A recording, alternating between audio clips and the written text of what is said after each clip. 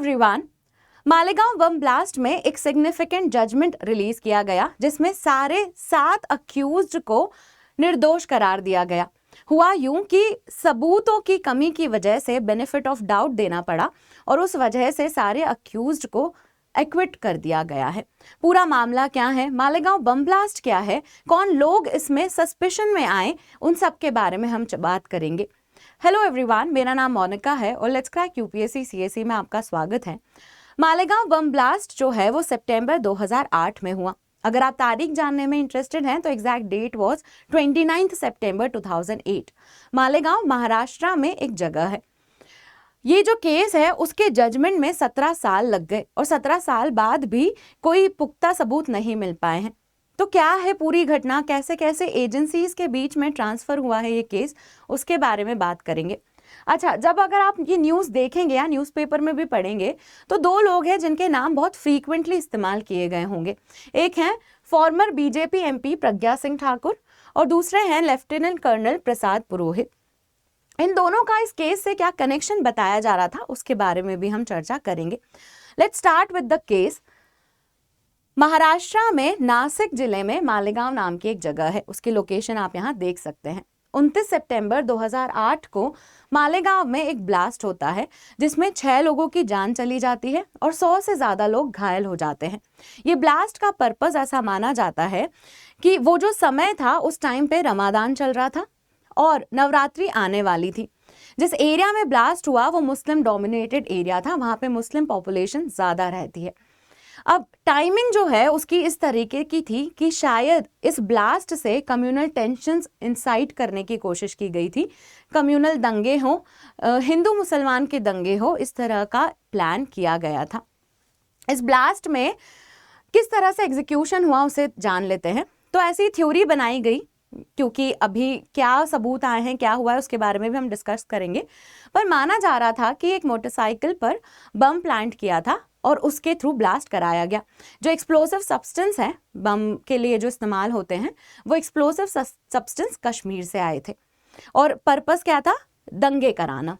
ये है Malegaon bomb blast जिसमें 2008 में इस वारदात को अंजाम दिया गया। जैसे ही केस हुआ तो लोकल पुलिस ने इस केस की जिम्मेदारी ली, पर फिर मामला लोकल पुलिस से ट्रांसफर हो गया महाराष्ट्र एंटी टेररिज्म स्क्वाड को। 2008 में ही ये case Maharashtra anti terrorism squad को ट्रांसफर हो गया और उन्होंने Maharashtra control of organised crime act के तहत चार्जेस लगाना शुरू किया।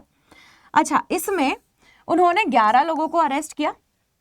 11 लोगों को इस केस से रिलेटेड करके 11 लोगों को अरेस्ट किया, जिसमें जो हमने आगे 2 नाम देखे वो भी शामिल थे एंड इनके अगेंस्ट में चार्जेस बनाए गए। मामला 2011 में नेशनल इन्वेस्टिगेशन एजेंसी के पास आता है। 2011 में इसको ट्रांसफर कर दिया गया नेशनल इन्वेस्टिगेशन एजेंसी को और तभी से ही ये नेशनल इन्वेस्टिगेशन एजेंसी के पास ही है। अभी जो कोर्ट का जजमेंट आया वो भी स्पेशल एनआईए कोर्ट है जो मुंबई में है। ये जो 11 अक्यूज हैं इससे एनआईए ने इनका नंबर रिड्यूस कर दिया टू 7। एनआईए का कहना है कि बाकी 4 लोगों का कनेक्शन इस केस से इतना सॉलिडली स्टैब्लिश नहीं हो पाया है। उसके अलावा फिर जो जजमेंट आया है अब हम उसकी बात कर लेते हैं। जो जजमेंट है उसमें कोर्ट का कहना है कि उनके पास सबूत नहीं है। किस चीज़ को लेकर सबूत नहीं है या क्या साबित नहीं हो पाया है? ये कि बॉम्ब जो है वो मोटरसाइकिल पर ही था, इसका भी सबूत नहीं है। दूसरा, जो आरडीएक्स है वो कश्मीर से ही आया है, उसका भी सबूत नहीं है। और भी बहुत सारी चीज़ें हैं जिनके ऊपर प्रॉपर सबूत नहीं है, जैसे फिंगरप्रिंट सैंपल जो हैं वो सीन से कलेक्ट नहीं किए गए हैं, या फिर मोटरसाइकिल कहाँ से आई है ये भी नहीं साबित किया गया। एक और चीज़, जो मोटरसाइकिल इसमें क्वेश्चन में है उस मोटरसाइकिल की ओनरशिप प्रज्ञा की, पर प्रज्ञा ने 2 साल पहले ही अपने जो मटेरियल पोजेशंस हैं उन्हें छोड़ दिया था। उन्होंने सन्यासी जीवन एक्सेप्ट कर लिया था। तो ओनरशिप भले ही उनके नाम पर है पर मोटरसाइकिल कोई और ऑपरेट कर रहा था, इस तरह का कोर्ट का कहना है। एंड इस वजह से सबूतों की कमी की वजह से बेनिफिट ऑफ डाउट देना पड़ गया। The prosecution failed to prove the case and the accused deserve the benefit of doubt, और इसी वजह से आप देखेंगे तो सारे सातों आरोपियों को बरी कर दिया गया है। जो लोग जिन्होंने इस केस में जान गंवाई है उन्हें 2 लाख का कॉम्पनसेशन दिया गया और जो इंजर्ड हुए उन्हें 50,000 का कॉम्पनसेशन भी दिया गया है। तो ये है पूरा मामला मालेगांव ब्लास्ट का। इसके अलावा मेरे पास एक और इन्फॉर्मेशन है और लास्ट में एक क्वेश्चन भी है जिसका आंसर आप करेंगे कमेंट में। इन्फॉर्मेशन ये है कि यूपीएससी का सब्सक्रिप्शन जिस पर डिस्काउंट चल रहा है उसका आखिरी दिन है। 1 अगस्त से प्राइस हाइक हो जाएगा, इसीलिए मेक श्योर कीजिए कि आप सब्सक्रिप्शन अभी ही ले लें। प्राइस क्या है? 19,999, जिस पे 12 महीने का एक्सटेंशन भी है। 1 अगस्त से क्या प्राइस होने वाला है वो भी आप देख सकते हैं। 24,999 का हो जाएगा ये सब्सक्रिप्शन। सो मेक श्योर करें कि आप अभी ही एनरोल कर ले। एनरोलमेंट के लिए जो कोड आपको इस्तेमाल करना है वो है MM05, जिसमें MM स्टैंड्स फॉर मोनिका मानधन्या। अगर आप जीएस और ऑप्शनल दोनों का कोर्स लेना चाहते हैं तो हमारे पास बहुत सारे ऑप्शनल कोर्सेज भी अवेलेबल हैं, जिसमें सोशोलॉजी ऑप्शनल मेरा एरिया ऑफ एक्सपर्टीज है और इंडियन सोसाइटी और सोशल जस्टिस जैसे सब्जेक्ट्स भी मैं डील करती हूँ। तो आप एनरोल कर सकते हैं विद द कोड MM05। अब उस क्वेश्चन की बात कर लेते हैं जिसका आंसर आपको कमेंट में देना है।